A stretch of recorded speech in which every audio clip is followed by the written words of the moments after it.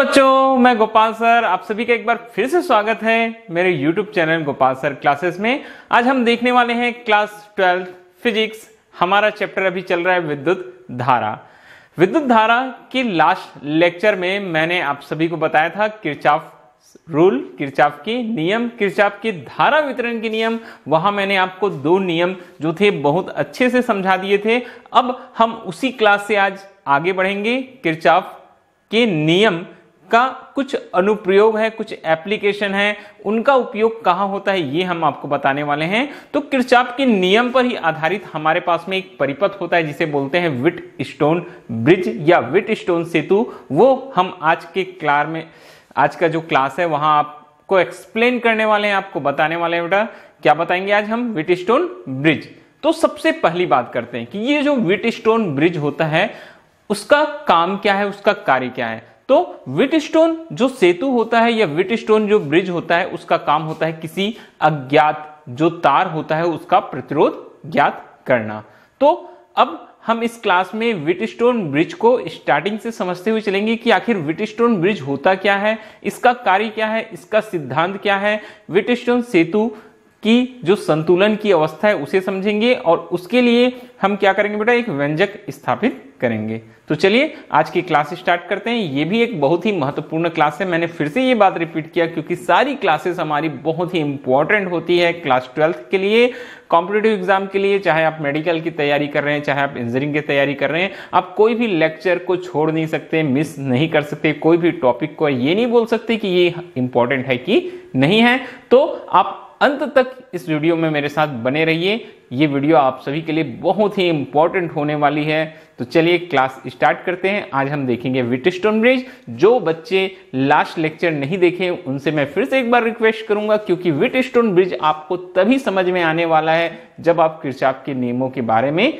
जानते हैं, आप किरचॉफ लॉ के बारे में जानते हैं। तो आप सबसे पहले किरचॉफ के नियमों के बारे में पढ़िए। अगर आपको किरचॉफ के नियम अच्छे से समझ में आ गए तो व्हिटस्टोन ब्रिज भी बेटा बहुत अच्छे से समझ में आने वाला है। तो चलिए बात करते हैं अब व्हिटस्टोन ब्रिज की कि व्हिटस्टोन ब्रिज होता क्या है। आज का हमारा टॉपिक यही है बेटा, व्हिटस्टोन ब्रिज या व्हिटस्टोन सेतु। ठीक है, चलिए ये देखिए व्हिटस्टोन ब्रिज। अब देखिए व्हिटस्टोन ब्रिज का मैंने प्रिंसिपल लिखा हुआ है, उसका सिद्धांत लिखा हुआ है। तो प्रिंसिपल और सिद्धांत समझाने से पहले मैं आपको बताना चाहूंगा कि व्हिटस्टोन ब्रिज आखिर होता क्या है।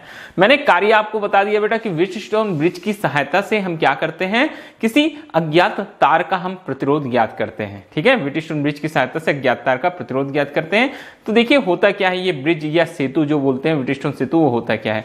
यहां देखिए बेटा, समझते चलिएगा सारी चीजों को अच्छे से। यहां एक चतुर्भुज होता है। क्या होता है बेटा? एक चतुर्भुज होता है। चतुर्भुज की चारों भुजाओं में हम चार प्रतिरोधों को जोड़ते हैं। ठीक है, तो मैं यहां सबसे पहले एक चतुर्भुज का निर्माण कर लेता हूं।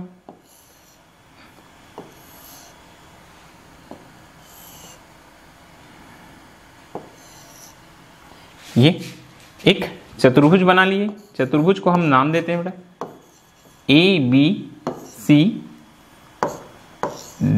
क्या नाम दे दिया हमने? चतुर्भुज को नाम दे दिया ABCD। एक चतुर्भुज है। इस चतुर्भुज की चारों भुजाओं पर बोलता है। कितनी भुजाओं पर? इसकी चारों भुजाओं पर एक एक प्रतिरोध जोड़ दीजिए बोलता है। मैं यहाँ गैप बना देता हूँ चारों भुजाओं पर एक एक प्रतिरोध को जोड़ने के लिए। ये इस तरीके से हम यहाँ गैपिंग कर लेते हैं। अब ये देखो चारों भुजाओं पर हम एक एक प्रतिरोध जोड़ते जाएंगे।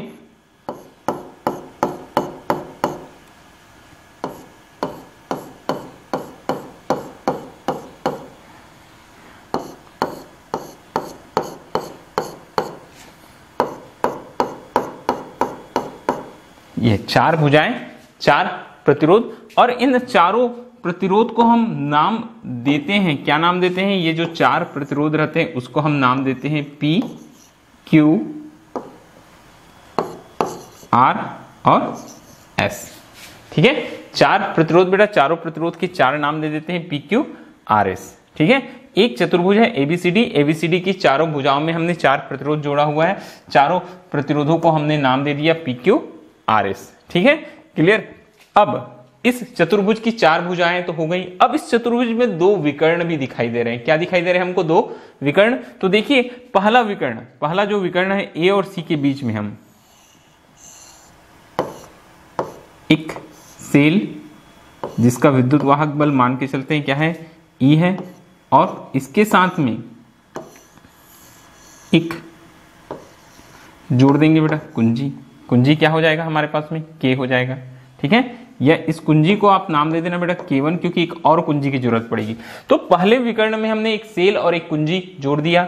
अब दूसरा विकर्ण BD, तो दूसरा विकर्ण BD में बोलता है आप यहां एक धारामापी G और एक और कुंजी K2 जोड़ दीजिए बोलता है। तो इस तरीके से हमारा बन जाता है बेटा व्हिटस्टोन ब्रिज। ये कहलाता है व्हिटस्टोन ब्रिज। बहुत ही सिंपल है, मैंने बताया। सबसे पहले आप एक क्या बना लीजिएगा बेटा, चतुर्भुज। चतुर्भुज को नाम क्या देना, ABCD। चतुर्भुज क्या बनेगा आपका, ABCD। चारों भुजाओं पर एक एक प्रतिरोध जोड़ लेंगे, PQRS। चारों भुजाओं पर एक एक प्रतिरोध। पहले विकर्ण A और C के बीच में एक सेल, ये उस सेल का धन ध्रुव और ये ऋण ध्रुव। एक सेल जिसका विद्युत वाहक बल E है मान लिए, और कुंजी क्या जोड़ दी हमने, K1। और दूसरा विकर्ण जो BD है वो BD के मध्य एक धारामापी G और एक और कुंजी K2 जोड़ दिए। तो चित्र बहुत ही आसान है। चतुर्भुज याद रखना, चतुर्भुज की चार भुजाएं, चारों भुजाओं पर एक एक प्रतिरोध P, Q, R और S। पहला विकर्ण में एक सेल और एक कुंजी, दूसरा विकर्ण में एक धारामापी और एक कुंजी। अब बात करेंगे, चित्र तो आपको समझ में आ गया है, अब बात करेंगे व्हिटस्टोन सेतु के सिद्धांत की। ठीक है, क्या करेंगे, व्हिटस्टोन सेतु के सिद्धांत की। ठीक है, तो देखिए बेटा क्या बोलता है व्हिटस्टोन सेतु का सिद्धांत। बोलता है अगर हम इस कुंजी K1 के प्लग को ऑन करेंगे, तो K1 के प्लग को ऑन करने पर क्या होगा, यहां से ये करंट I फ्लो होने लगेगा। क्या फ्लो होने लगेगा, करंट I इधर जाएगा। अब जैसे ही ये बिंदु A पर पहुंचेगा, P की ओर करंट फ्लो होगा बेटा, क्या करंट फ्लो होगा, I1। अब B से Q की ओर ये करंट क्या फ्लो होगा, I2। ठीक है, कौन सी करंट फ्लो होगी, I2। और R की ओर करंट फ्लो होगा बेटा, I3। और फिर D पर आएगा और D से S की ओर करंट फ्लो होगा क्या, I4। तो इस परिपथ के अलग अलग भागों में अलग अलग करंट फ्लो हो रही है। देखिए ये सेल है, कुंजी के प्लग को ऑन करेंगे, करंट फ्लो होगी I, यहां जाएगी A पर बेटा, ऊपर की ओर I1 चली गई, फिर B से जो धारा बहेगी उसको हमने I2 नाम दे दिया, जो R से होकर जा रही है उसको I3, और जो S से होकर जा रही है उसको हमने I4 नाम दे दिया। ठीक है, तो यहां बोलता है जब ये करंट फ्लो होती है तो हम जो PQRS जो होते हैं, जो प्रतिरोध होते हैं, चार प्रतिरोध होते हैं, उन चारों प्रतिरोधों के मानों को हम इस प्रकार से रखेंगे, इस प्रकार से व्यवस्थित करेंगे, या उनके मानों को हम इस प्रकार रखते हैं। अब प्रतिरोध है बेटा, तो ओम में मान होंगे, किस में मान होंगे, ओम में। तो ये मान जो रहते हैं 1, 2, 5, 10, 15 जो भी मान होंगे, हम इस प्रकार से उन मानों को व्यवस्थित करेंगे बोलता है। ठीक है, कि ये धारामापी जो है G, उसमें से कोई करंट फ्लो ना हो। देखो सिंपल अवस्था में, सामान्य अवस्था में यहां से जो करंट फ्लो होगी उसे हम नाम देंगे बेटा, ये I है, जो करंट फ्लो होगी उसका हम नाम देंगे IG। ये नीचे की ओर जो करंट आएगी उसको क्या नाम देंगे, हम IG नाम देंगे। मगर बोलता है कि व्हिटस्टोन सेतु की सिद्धांत के अनुसार बोलता है हम जो करंट फ्लो हो रही है इस परिपथ में, तो प्रतिरोधों को, ये जो चारों प्रतिरोध हमारे पास में है P, जो चार प्रतिरोध हैं P, Q, R और S, उनको हम इस प्रकार से क्या करेंगे बोलता है बेटा, इस प्रकार से व्यवस्थित करेंगे, उनके मानों को हम इस प्रकार रखेंगे कि ये धारामापी G है उसमें कोई विक्षेप ना हो, मतलब धारामापी में कोई धारा ना बहे। धारामापी में बहने वाली धारा मतलब क्या चीज, ये जो IG है उसकी वैल्यू क्या हो बोलता है, 0 हो। IG की वैल्यू क्या हो, 0 हो। इस अवस्था को सेतु की संतुलन की अवस्था कहते हैं। ये जो अवस्था है उसे क्या बोला जाता है, सेतु की संतुलन की अवस्था बोला जाता है। बोल सकते हैं कि सेतु संतुलन की अवस्था में है। कब सेतु संतुलन की अवस्था में है, जब धारामापी में कोई विक्षेप नहीं हो रहा है, धारामापी में कोई धारा प्रवाहित नहीं हो रही है। तो बात समझ में आई। ये तो सेतु संतुलन की अवस्था में बोलता है किन्हीं भी दो संलग्न प्रतिरोधों का अनुपात, दो जो साथ में प्रतिरोध है, जैसे P और Q और उनका जो अनुपात है शेष दो संलग्न प्रतिरोध, तो दो संलग्न प्रतिरोध और क्या हो गए, आर और एस के अनुपात के बराबर होता है। और व्हिटस्टोन जो सेतु का सिद्धांत है उसके अनुसार बोलता है बेटा क्या हो जाएगा, बोलता है हमारे पास में ये रिलेशन आ जाता है बेटा कि P अपॉन क्यू इक्वल्स हो जाते हैं किसके, आर अपॉन एस के। जो P अपॉन क्यू है वो इक्वल हो जाता है किसके, आर अपॉन एस के। तो ये व्हिटस्टोन ब्रिज का क्या होता है, सिद्धांत होता है, उस सेतु का क्या होता है, सिद्धांत होता है। तो चलिए आपको बात समझ में आ गई होगी, फिर से एक बार सुन लीजिए मैंने क्या बोला आपको बेटा, क्या बताया। सबसे पहले आप व्हिटस्टोन ब्रिज याद रखना। व्हिटस्टोन ब्रिज क्या याद रखना, चतुर्भुज, चतुर्भुज ABCD, चार भुजाएं, चार प्रतिरोध, PQ RS, पहला विकर्ण एक सेल एक कुंजी, दूसरा विकर्ण एक धारामापी एक कुंजी, ये व्यवस्था कहलाता है व्हिटस्टोन ब्रिज। फिर बताया जैसी कुंजी के प्लग को, ये जो कुंजी किसके साथ लगी हुई है, सेल के साथ लगी हुई है, उस कुंजी के प्लग को हम क्या करेंगे, बोलता है ऑन करेंगे। इस परिपथ में धारा प्रवाहित होने लगेगी और धारा कैसे बहेगी मैंने दिखा दिया, ये करंट आई जा रही है बेटा। जो पहला प्रतिरोध है उसमें I1, दूसरे प्रतिरोध में I2, तीसरे प्रतिरोध R में I3, चौथे प्रतिरोध S में I4 धारा प्रवाहित होगी। तब हमको क्या करना है, ये जो चारों प्रतिरोध हैं PQ RS, उनके मानों को हमको इस प्रकार से व्यवस्थित करना है, इस प्रकार से उनके मानों को रखना है कि धारामापी G में कोई धारा ना बहे, मतलब धारामापी में बहने वाली जो धारा है IG उसकी वैल्यू क्या रहे, बोलता है 0 हो, उसकी वैल्यू क्या हो, 0 हो। इस अवस्था को क्या बोलते हैं हम, सेतु संतुलन की अवस्था कहते हैं। इस अवस्था को क्या बोलेंगे हम, कि सेतु कौन सी अवस्था में है, बोलेंगे सेतु जो है वो संतुलन की अवस्था में है, बोलेंगे। बात क्लियर हुई आपको। और जब सेतु संतुलन की अवस्था में होता है तो बोलता है किन्हीं दो संलग्न प्रतिरोधों का अनुपात, तो दो संलग्न मतलब साथ में जो प्रतिरोध है P और Q, तो P अपॉन Q जो रहता है वो R अपॉन S, शेष दो और जो संलग्न प्रतिरोध रहते हैं उनके अनुपातों के बराबर होता है P upon Q is equal to R upon S। तो ये होता है व्हिटस्टोन सेतु का सिद्धांत। ठीक है, अब हमको ये प्रूव करके दिखाना है, व्हिटस्टोन सेतु का सिद्धांत को हमको क्या करना है, प्रूव करके दिखाना है। तो व्हिटस्टोन सेतु का सिद्धांत अगर आपको सिद्ध करना है, आपको प्रूव करके दिखाना है, तो उसके लिए मैंने अभी आपको बताया था इस वीडियो के स्टार्टिंग में, आपको किरचॉफ के जो नियम हैं वो याद रखने बहुत इंपॉर्टेंट है। और इस डायग्राम की सहायता से और इस चित्र में आप किरचॉफ के नियम को उपयोग करके आसानी से व्हिटस्टोन सेतु का सिद्धांत निकाल सकते हैं। तो चलिए हम यहां व्हिटस्टोन सेतु का सिद्धांत ज्ञात करेंगे बेटा, व्हिटस्टोन सेतु का सिद्धांत लगाएंगे। ओके, ठीक है। अब इस नियम की सहायता से हम क्या करेंगे, व्हिटस्टोन सेतु का सिद्धांत निकालते हैं। तो डायग्राम देखते रहिए, डायग्राम आपको समझ में आ गया होगा। अब इसी से हम आगे बढ़ेंगे बेटा। तो देखो बहुत ही सिंपल है, ठीक है। हमको क्या करना है,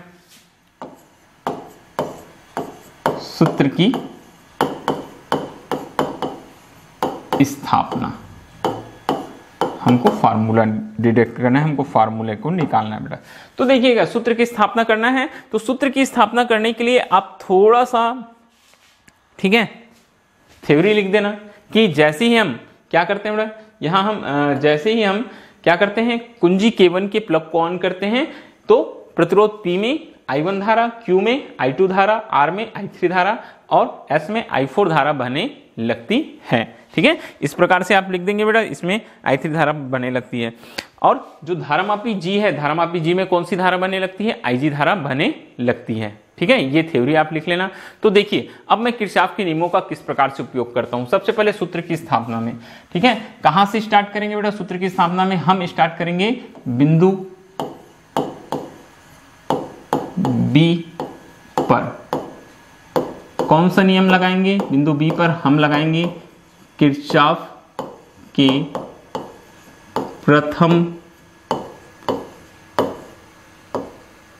नियम से। ओके, बहुत ही सिंपल और आसान है, ध्यान से देखते जाएंगे। कौन से बिंदु पर बोलता है बेटा, बिंदु बी पर किरचॉफ के प्रथम नियम से। किरचॉफ का प्रथम नियम हमने आपको बताया है, क्या होता है बेटा, किरचॉफ का जो प्रथम नियम है वह यह बतलाता है कि किसी भी संधि पर, हमने बोला था किरचॉफ का प्रथम नियम क्या होता है, संधि का नियम होता है। तो वहां हमने देखा था किसी भी संधि पर मिलने वाली कुल विद्युत धाराओं का जो बीजगणितीय योगफल होता है वो कितना होता है, 0 होता है। वो क्या होता है, 0। तो आप बी पर ध्यान दीजिए, ये जो हमारे पास में संधि है बी पर ध्यान दीजिए। बी पर कौन कौन सी विद्युत धाराएं मिल रही है, ठीक है, कौन सी विद्युत धाराएं आ रही है, कौन सी जा रही है। तो देखेंगे तो बी की ओर कौन सी धारा आ रही है, I1। देखते जाएंगे डायग्राम, बी की ओर देखो मैंने तीर का निशान बनाया है, I1 आ रही है। और बी से दूर कौन जा रही है, I2 और IG। क्लियर हुआ बात।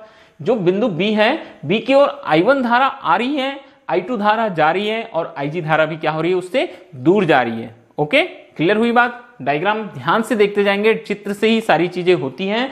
तो बी की ओर I1 आ रही है, I2 जा रही है और IG जा रही है। तो जो धारा आ रही है उसके लिए हम धनात्मक चिन्ह लगाएंगे और जो उससे दूर जा रही है, जो संधि हमने लिया है, उसके लिए हम ऋणात्मक लगाएंगे। तो चलिए हम बिंदु बी पर करते हैं। तो बिंदु बी पर क्या हो जाएगा, हमारे पास में बिंदु बी पर हो जाएगा I1 minus I2 minus IG equal 0।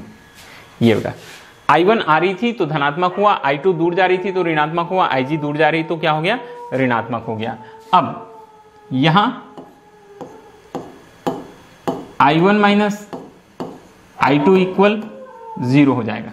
क्या हो जाएगा, I1 माइनस I2 इक्वल क्या हो जाएगा, 0 हो जाएगा। क्यों 0 होगा I1 माइनस I2, क्योंकि सेतु कौन सी अवस्था में मान के चलते हैं, संतुलन की अवस्था में। और हमने बताया था सेतु जब संतुलन की अवस्था में रहेगा तो धारामापी में से बहने वाला जो धारा है उस धारा का मान कितना होता है, 0 होता है। Okay, I1 minus I2 equal हमने लिख लिया बेटा 0। क्यों 0 लिखा, 0 लिखने का एकमात्र रीजन यही है कि जब किसमें से बोलते हैं, जब सेतु संतुलन की अवस्था में होती है तो धारामापी में से बहने वाली धारा का मान 0 होता है। तो यहां हमारे पास आया था बिंदु बी पर I1 minus I2 minus IG is equal to 0। तो हमने कर लिया बेटा I1 माइनस I2 इक्वल 0। तो हमारे पास आ गया है IG इक्वल 0। ठीक है, तो I1 माइनस I2 इक्वल 0। या हम इसी को हम इस प्रकार से भी लिख सकते हैं बेटा, हम इसको क्या लिख लेंगे कि I1 इक्वल हो जाएगा किसके, I2 के। ये हमारा समीकरण नंबर बन गया 1। कौन सा समीकरण बन गया बेटा, हमारा समीकरण नंबर 1। फिर इसके बाद हम उसी प्रकार लेंगे, कहां, एक और बिंदु पर। कौन से बिंदु पर, बिंदु डी पर। यहां भी हम अप्लाई करेंगे बेटा, कौन सा नियम लगाएंगे हम, यहां भी हम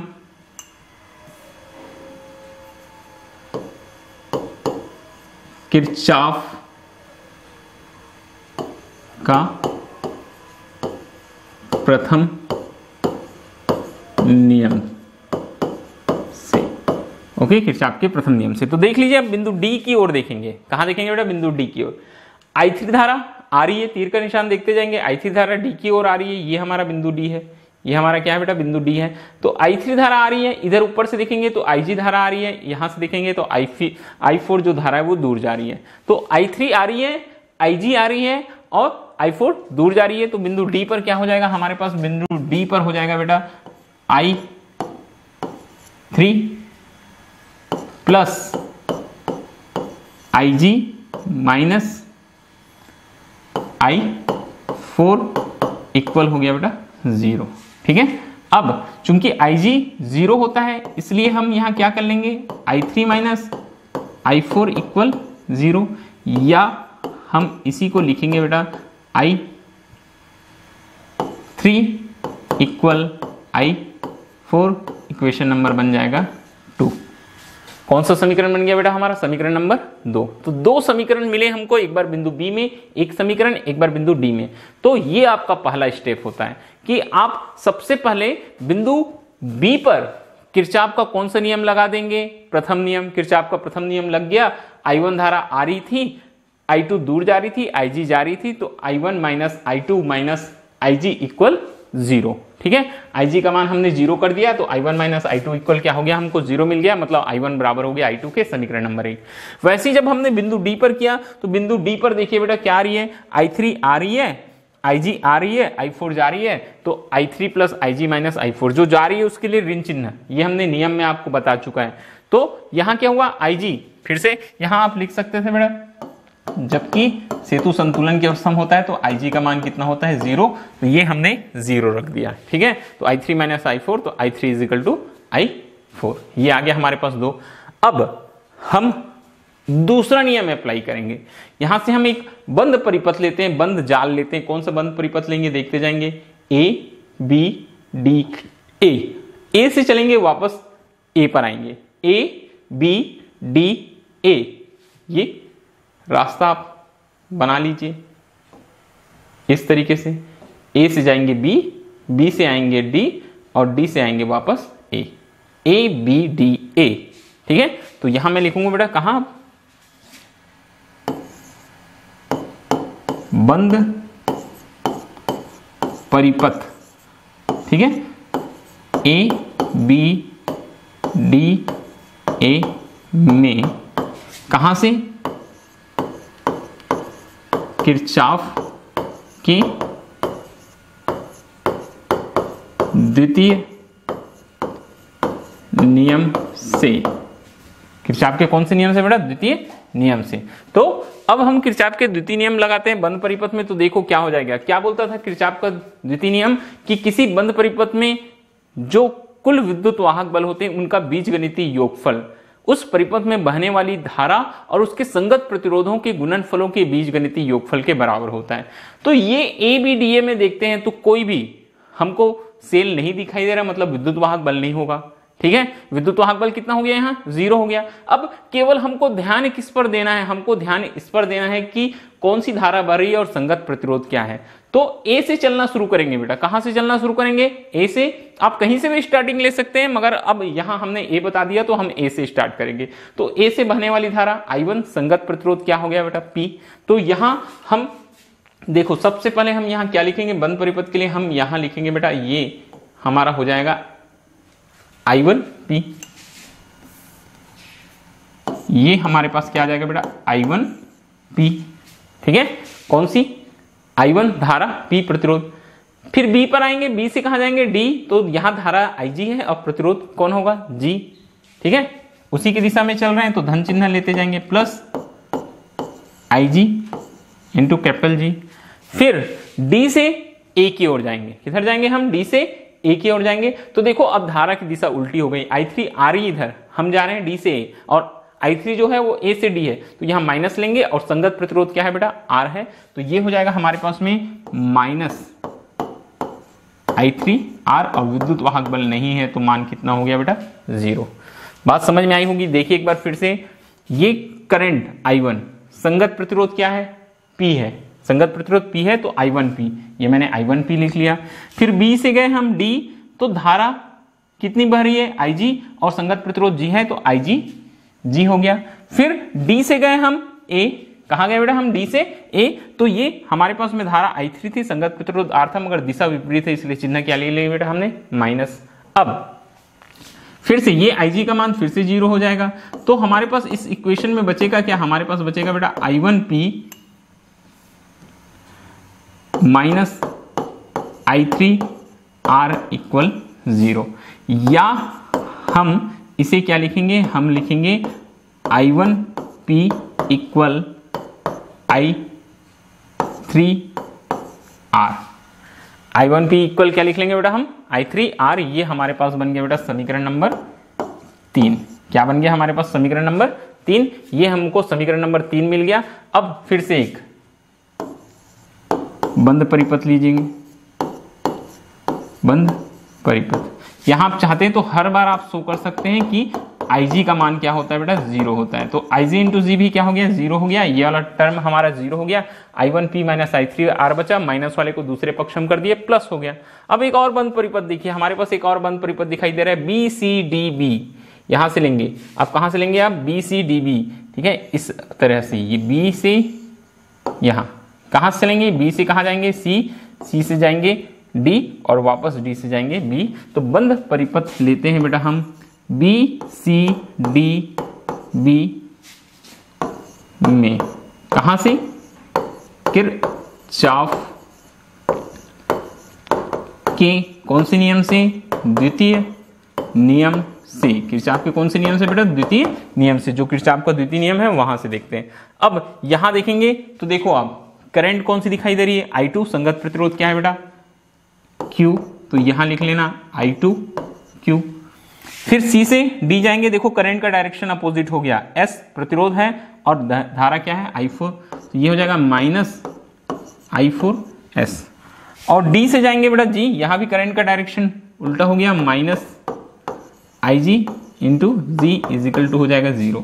ये वाला टर्म फिर से 0 हो जाएगा बेटा, तो बचेगा क्या हमारे पास में, हमारे पास बच रहा है I2Q minus I4S equal 0। Equal क्या बच रहा है बेटा हमारे पास में 0। ओके, आगे अब ठीक है, आगे फिर से देखेंगे हम क्या हो जाएगा हमारे पास। देखिए इसके बाद में अब पक्षांतर कर देंगे, तो I2Q माइनस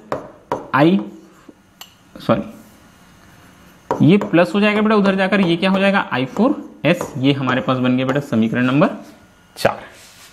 ठीक है, फिर से सुनिए, 4 समीकरण हमने बनाए हैं। कहां कहां से 4 समीकरण बने, हमने बिंदु B पर किरचॉफ का लगा दिया बेटा कौन सा नियम, प्रथम नियम। तो संधि के नियम से, उस जो संधि का नियम यहां लागू हो रहा था बिंदु B पर, उस संधि के नियम से बिंदु B पर आने वाली धारा थी I1, तो I1 प्लस हो गई, दूर जाने वाली धारा थी I2 तो माइनस हो गई, IG थी तो माइनस हो गई, बराबर हो गया 0। बोलता है किसी संधि पर मिलने वाली समस्त विद्युत धाराओं का बीजगणितीय योगफल 0 होता है, तो ये लगा दिया हमने। जो पास आ रही थी उसको धनात्मक लिखा, जो दूर जा रही थी उसको ऋणात्मक। तो पास आ रही थी I1, दूर जा रही थी I2, IG माइनस हो गया। अब सेतु संतुलन के उस समय तो IG ऑलरेडी 0 हो गया, तो I1 minus I2 is equal to 0, तो I1 इक्वल क्या मिल गया I2, इक्वेशन नंबर 1। उसी प्रकार हमने बिंदु D पर देखा, तो बिंदु D पर जो धारा आ रही थी वो कौन सी धारा थी, I3 थी। कौन सी धारा आ रही थी, I3 थी। और जो एक और धारा आ रही है वो कौन सी थी बेटा, IG थी। और जो दूर जा रही थी, ये देखिए बिंदु D से जो दूर जा रही है वो कौन सी है, I4। तो I3 आ रही है, IG आ रही है, I4 जा रही है, तो I3 plus IG minus I4। IG यहां भी 0 हो जाएगा, बचेगा क्या I3 माइनस I4, तो I3 equal I4, equation number 2। तो प्रथम नियम आप बिंदु B और D पर लगाएंगे, 2 नियम आपको मिल जाएंगे, इक्वेशन नंबर 1, इक्वेशन नंबर 2। ठीक है, अब हम द्वितीय नियम के लिए एक बंद परिपथ लेते हैं ABDA। कौन सा बंद परिपथ लिया हमने, ABDA। अब बंद परिपथ ABD में किरचॉफ का द्वितीय नियम लगाएंगे। किरचॉफ का द्वितीय नियम हमने आपको बताया है, फिर से एक बार सुनिए क्या बोलता है कि किसी बंद परिपथ में बहने वाली विद्युत धारा उसके संगत प्रतिरोधों की गुणनफलों का बीजगणितीय योगफल उस परिपथ में उपस्थित कुल विद्युत वाहक बलों के बीजगणितीय योगफल के बराबर होता है। तो अब यहां हमने देखा बेटा कोई भी बैटरी नहीं है, कोई भी सेल नहीं है, तो विद्युत वाहक बल तो होगा नहीं, विद्युत वाहक बल 0 होगा। अब हमको केवल यहां ध्यान देना था बहने वाली धारा और संगत प्रतिरोध पर। तो हमने A से स्टार्ट किया, कोई भी पॉइंट से आप स्टार्ट कर सकते हैं, आपके ऊपर होता है वो। तो हमने A से स्टार्ट किया, तो हमारे पास क्या दिखाई दे रही है, देखते जाएंगे। यहां हमारे पास में धारा क्या दिखाई दे रही है, I1। प्रतिरोध क्या दिखाई दे रहा है, P, तो I1P। फिर B से गए हम D, धारा बहने वाली IG, संगत प्रतिरोध कैपिटल G। फिर D से गए A, तो देखो करंट की डायरेक्शन अपोजिट हो गई थी I3 और संगत प्रतिरोध है R। तो अपोजिट डायरेक्शन होने के कारण से हमने पहले तो I1P को धनात्मक लिया, IgG हमारे डायरेक्शन में था उसको भी धनात्मक लिया, मगर I3R को हमने क्या ले लिया बेटा, निगेटिव ले लिया, हमने ऋणात्मक ले लिया। तो यहाँ IgG को 0 किया, तो ये पूरा का पूरा टर्म, ये वाला टर्म जो है वो क्या हो जाता है बेटा, 0 हो जाता है। बचता क्या है हमारे पास, I1P माइनस I3R इक्वल 0। तो पक्षांतर करिए तो I1P is equal to I3R, ये इक्वेशन नंबर 3 बन गया। अब वैसे ही एक और बंद परिपथ दिखाई दे रहा था हमको, BCDB।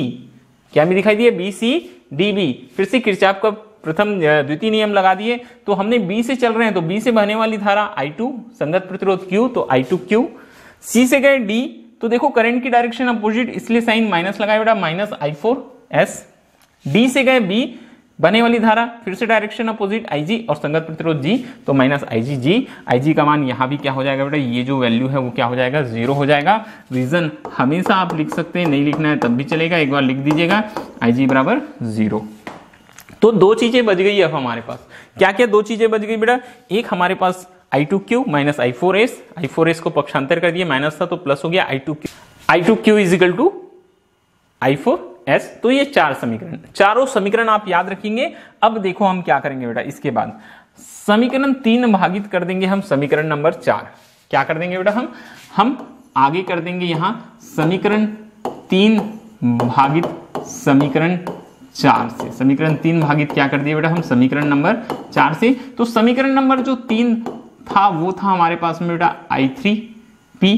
देख लीजिए इधर एक बार फिर से आप देख लीजिए बेटा, समीकरण नंबर 3 क्या है हमारे पास में, I1P I3R, I1P I3R, ठीक है, सॉरी ये हमारे पास था I1P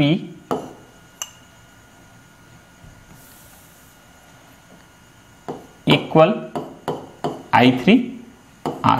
अब हम भाग दे रहे हैं तो I1P भागित हो जाएगा बेटा I2Q से, और I3R जो है वो I4S से। समीकरण 3 को समीकरण 4 से भाग दे रहे हैं ना, तो ये हमारे पास आ जाएगा बेटा। अब हमको मालूम है, परंतु कहां से, समीकरण 1 और समीकरण किससे, 2 से बेटा। क्या जानते हैं हम, समीकरण नंबर 1 और समीकरण नंबर 2 से हमको क्या पता चला है कि I1 इक्वल है किसके, I2 के, और I3 इक्वल है किसके, I4 के। ये हमको पता है बेटा। तो ये अगर इक्वल है तो देखो क्या होगा, ये अगर इक्वल है तो ये I1 और I2 कैंसिल हो जाएगा, I3 और I4 कैंसिल हो जाएगा। तो इस तरीके से हमारे पास में बचता है P/Q इजिकल टू R/S, ठीक है। यही क्या होता है बेटा, विट स्टोन सेतु का सिद्धांत है। ये क्या चीज है, विट स्टोन सेतु का सिद्धांत है। ओके, तो ये आप जब किरचॉफ के प्रथम नियम लगाएंगे तो आपको 2 इक्वेशंस मिलेंगे, 2 समीकरण मिलेंगे। जब आप किरचॉफ का द्वितीय नियम लगाएंगे तो आपको 2 इक्वेशंस मिलेंगे। इक्वेशन नंबर 1 और 2 से आपको पता चलेगा कि I1 बराबर है किसके, I2 के, I3 बराबर है I4 के। और इक्वेशन नंबर 3 और 4 जब आपको मिलेंगे, जब आप बंद परिपथ लगाएंगे, द्वितीय नियम लगाएंगे, तो उसमें क्या करना है आपको, समीकरण 3 से आप समीकरण 4 को भाग करेंगे। तो देखो I1P upon I2Q, I3R upon I4R, ठीक है। तो I1 I2 इक्वल है समीकरण 1 2 से, I3 I4 इक्वल है समीकरण 1 और 2 से, तो हमने कैंसिल कर दिया, हमारे पास P/Q इजिकल टू R/S बचा। यही हमने पढ़ा है बेटा विट स्टोन सेतु का सिद्धांत। इसी सिद्धांत पर विट स्टोन सेतु क्या करती है, कार्य करती है कि किसी चतुर्भुज की चारों भुजाओं पर जो प्रतिरोध रहते हैं, संगत प्रतिरोध रहते हैं, ठीक है, संगत प्रतिरोध रहते हैं, उनका अनुपात जो रहता है शेष 2 भुजाओं पर, ठीक है, किसी क्या बोलते हैं विट स्टोन ब्रिज के 2 संगत प्रतिरोधों का जो अनुपात होता है वो अन्य शेष 2 संगत प्रतिरोधों के अनुपातों के बराबर होता है। इसे सेतु संतुलन की अवस्था कहते हैं। और सेतु संतुलन की अवस्था में कब होगा, जब धारामापी में से बहने वाली धारा का मान 0 होगा, मतलब धारामापी में कोई विक्षेप उत्पन्न नहीं होगा, ठीक है। तो ये आज का हमारा जो टॉपिक है, हमारा लेक्चर है, वो फिनिश हुआ, वो खत्म हुआ। आज हम आपको बताएं बेटा कि विट स्टोन सेतु का सिद्धांत क्या होता है। आप अच्छे से रिवाइज कीजिए और डायग्राम बनाने की प्रैक्टिस कीजिए। डायग्राम बहुत ही सिंपल है, मैंने आपको डायग्राम 2-3 बार आपको बता दिया कि कैसे बनाएंगे। आप एक चतुर्भुज याद रखना, चतुर्भुज की 4 भुजाएं याद रखना, 4 भुजाओं में 4 प्रतिरोध PQRS है। पहला विकर्ण AC में एक सेल एक कुंजी है, दूसरे विकर्ण में एक धारामापी एक कुंजी है, और इस तरह से विट स्टोन ब्रिज आपका बन जाता है। फिर सिद्धांत याद रखना। सिद्धांत में क्या बोले हमने, सिद्धांत में बताया कि अगर धारामापी में से कोई धारा प्रवाहित ना हो, कब नहीं होगी, जब हम PQRS के मानों को इस प्रकार से व्यवस्थित करेंगे, इस प्रकार से हम उसको संयोजित करेंगे कि धारामापी में से कोई धारा ना बहे, मतलब IG का मान 0 हो, धारामापी में कोई विक्षेप ना हो। तो जो किसके, विट स्टोन ब्रिज के जो संगत प्रतिरोधों, 2 संगत प्रतिरोधों का जो अनुपात होता है P/Q, वो शेष अन्य 2 संगत प्रतिरोधों के अनुपात R/S के क्या होता है, इक्वल होता है। इसे विट स्टोन सेतु का सिद्धांत कहते हैं। फिर हमने सूत्र की स्थापना किया, चित्र बनाया बेटा, उसमें 2 बिंदु B और D था, उसमें हमने किरचॉफ का प्रथम नियम लगा दिया। फिर हमारे पास में क्या थे, हमारे पास में 2 बंद जाल थे। एक बंद जाल हमने ABDA लिया और दूसरा बंद जाल BCDB लिया, दोनों को हमने सॉल्व किया। 4 इक्वेशन मिले, पहले B और D से 2 इक्वेशन, तो I1 इक्वल हो गया I2। फिर हमारे पास जो बंद जाल है उसमें से 2 इक्वेशन, 3 और 4, दोनों का अनुपात निकाले, तो ये प्रश्न हमारा हो गया सिद्ध। प्रैक्टिस कीजिए, बहुत ही सिंपल है, बहुत ही आसान है, ठीक है। और ये क्लास हम यहीं आज खत्म करते हैं। नेक्स्ट वीडियो में आपको नेक्स्ट टॉपिक जो इसी से रिलेटेड एक और बहुत ही इंपॉर्टेंट टॉपिक हमारे पास में होता है वो हम आपको समझाएंगे। उस टॉपिक को बोलते हैं बेटा मीटर ब्रिज, मीटर सेतु, जो व्हीटस्टोन सेतु के सिद्धांत पर कार्य करता है, वो हम आपको अगले टॉपिक में समझाएंगे। बस ये क्लास हम यहीं आज फिनिश करते हैं। अगर वीडियो आपको ये टॉपिक, ये लेक्चर अच्छा लगा होगा तो वीडियो को लाइक जरूर कीजिएगा, शेयर कीजिएगा, सब्सक्राइब कीजिएगा, अपने फ्रेंड्स से शेयर कीजिएगा, ताकि मैं इसी तरीके के और भी वीडियोस लेकर आते रहूं। तो आज के लिए बस इतना ही। Okay, bye.